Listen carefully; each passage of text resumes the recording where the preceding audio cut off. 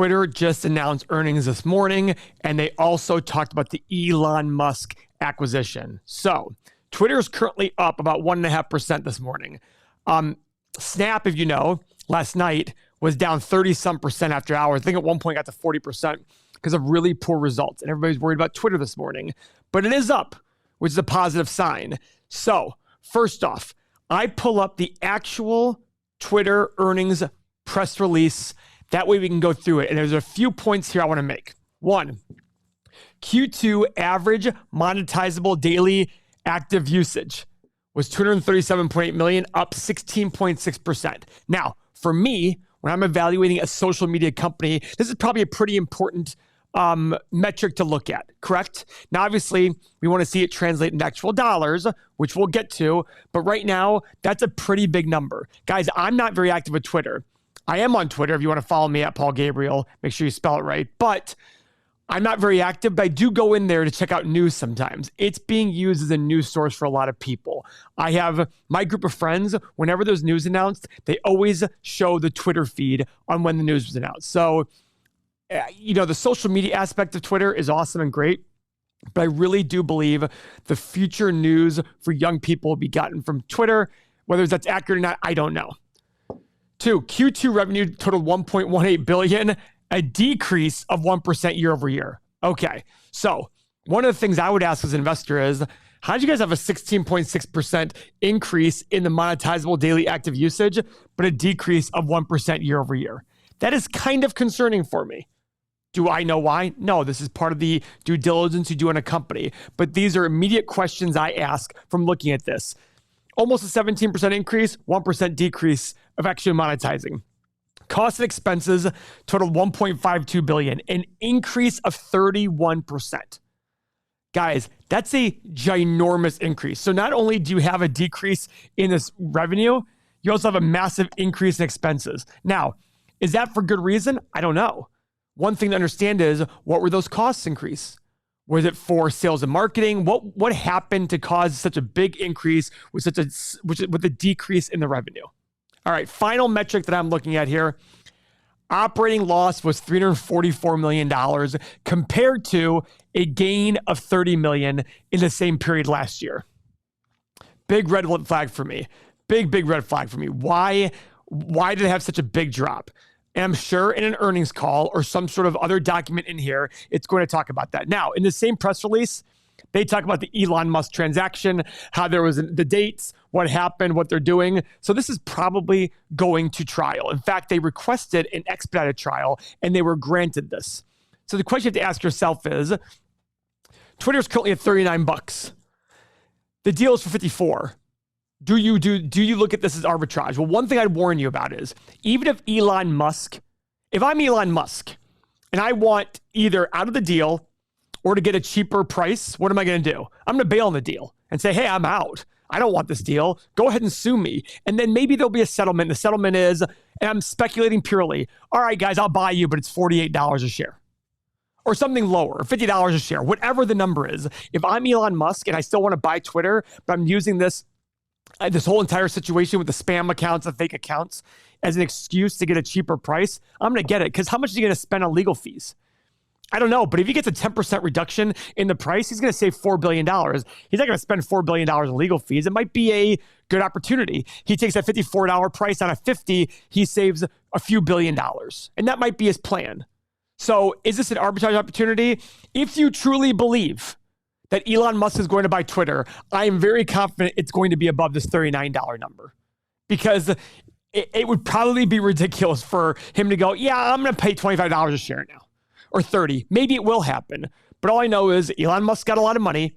He would love to own something like Twitter. And my speculation is he came out very early talking about the spam accounts. He was probably setting himself up for this kind of thing. So if you're new to this video and you like what you've seen so far, I'm Paul. I'm a value investor. I look at stocks as a business. When I buy a stock, I own a piece of a business, and I want you to as well. Okay, this is all part of the channel. We have 600 videos. We do several per day. And our goal is to explain investing in a simple way. Investing is simple, but it's not easy. But the more you learn, the less you fear. And that's the big thing about investing. With all the volatility we've had lately, the more you learn, the less you will fear. I love days that are red. I hate days that are green. So if you want that mindset to really enjoy bad days, subscribe to our channel. So what we're known for on this channel is our 8-pillar analysis. What this does, it allows us to look at 8 key metrics of a company. These are the metrics that I came up with that I look for in a company, and it tells a story. So let's go into our software.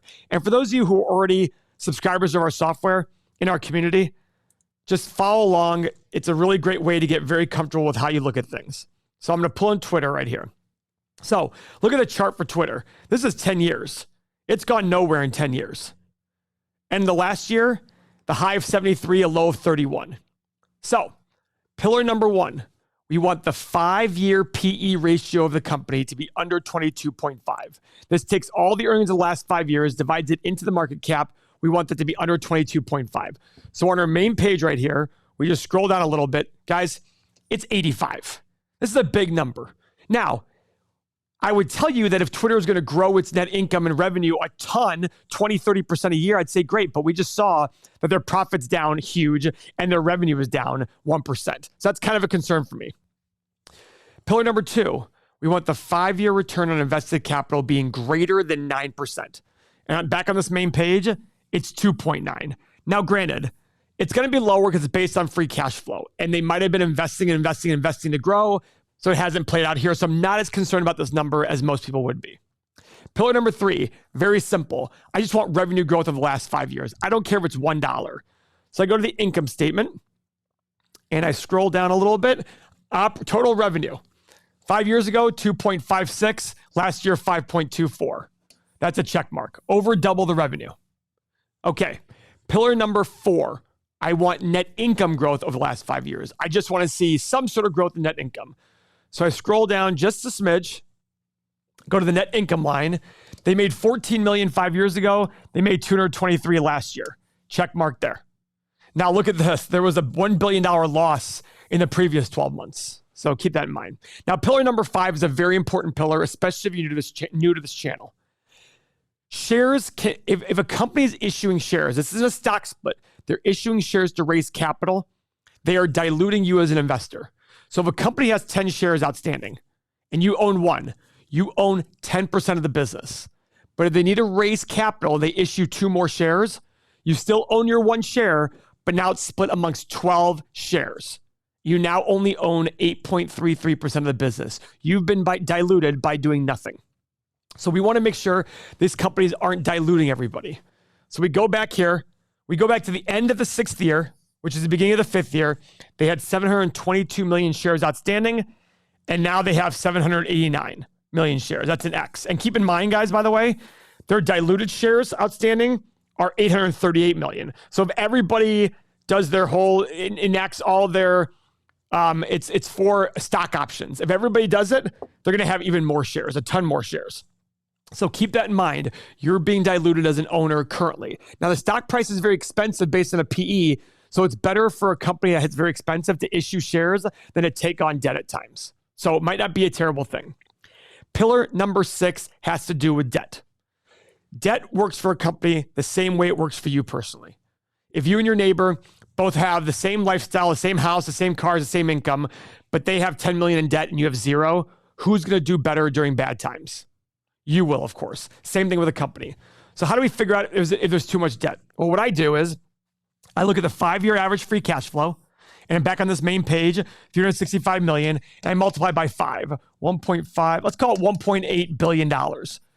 So we want the total long-term liabilities to be under 1.8 billion. Now remember, I said earlier, they're spending a lot of their free cash flow investing back in themselves, right? So this number is going to be driven down quite a bit. But either way, 1.8 billion. Let's go to the balance sheet and scroll all the way down. Total long-term liabilities, $6.5 billion. All right. So it's a little, it's higher than we want. That's an X there. But again, they spent a lot of their free cash flow growing, and their total revenues of 5.2 billion, having 6 billion in debt. I don't know if that's good or bad, but I'm more concerned about the business part of this company. Now, pillars 7 and 8 have to do with free cash flow. I talk about it all the time. Free cash flow is cash from operations less your capital expenditures. And you can do 5 things with free cash flow: buy back shares, pay down debt, buy companies, invest back in yourself, or pay dividends. You can do all 5, any 5, whatever. Those are the 5 things you can do.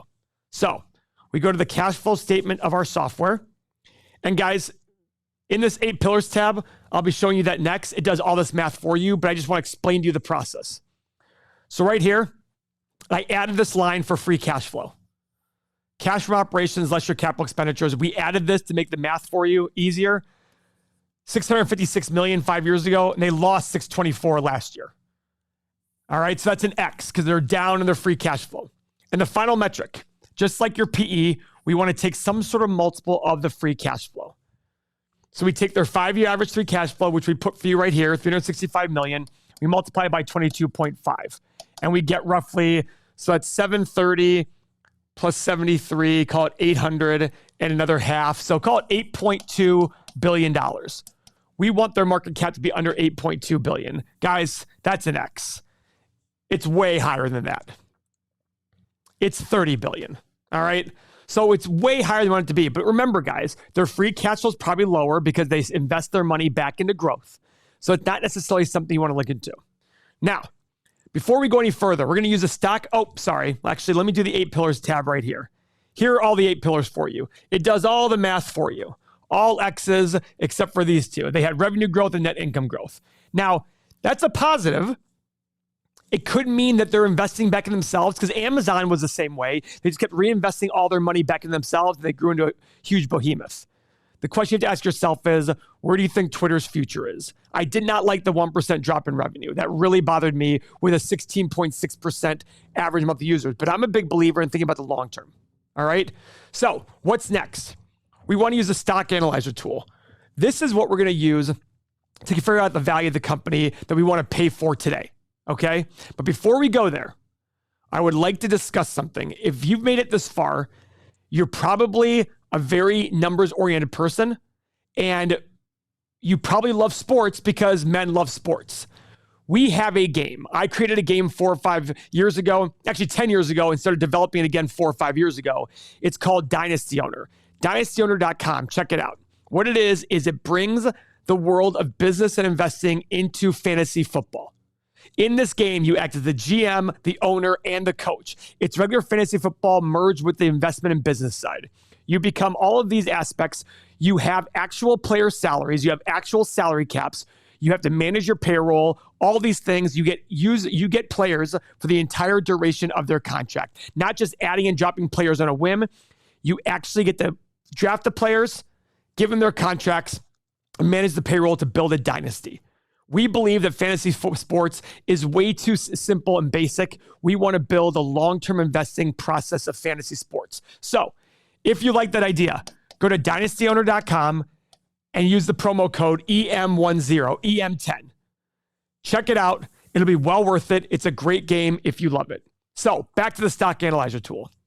So guys, every investment is the present value of all future cash flow, right? So what I'm going to do is I'm going to put all my assumptions in from a cash flow basis and earnings basis into this, and it'll spit out a number for me as what I should pay for the company. This does not factor in the balance sheet yet. So I'm doing a 10-year analysis. You can pick 1 to 20. So first off with revenue growth, even though they had a drop in revenue growth, my guess is it'll probably go higher as time goes on. So let's do 4, 7, and 10% revenue growth. Profit margin. Now, even though profit margin's down last year, it's pretty high over the last 5 years. So I'm going to go 5, 8, and 11%. Free cash flow margin. I'm going to do 8, 10, and 12%. Now, PE, guys, I'm going to go 15, 20, and 25, even though I think that's still too high. But it's just going to show you what I think of the company. And finally, same with the price of free cash flow. And finally, my desired annual return. I usually do 12.5% because it gives me an ample margin of safety over the 9 or 10% I can get from ETF. But with Twitter, with so much unknown and they're still working out their free cash flow, I want a little bit better return. I'm going to put 15% in.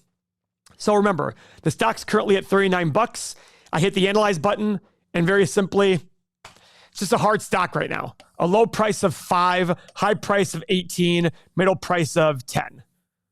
So guys, now the great news is if this was closer, you could add the stock to your watch list on our software, and it'll notify you on the software and over email and over the app that when you get to that price. Before my final words, if you like this video, want to learn more about our 8-pillar process, click the link above. It'll tell you more about that. But my final thoughts on Twitter are this. If you believe Elon Musk is closing this deal, my guess is the price will be above where it's currently trading for today, and it might be a good arbitrage opportunity. If you don't think they're going to close the deal, my recommendation is if you like these assumptions, you probably need to be patient on the stock to let it go further down. Thank you very much for your time.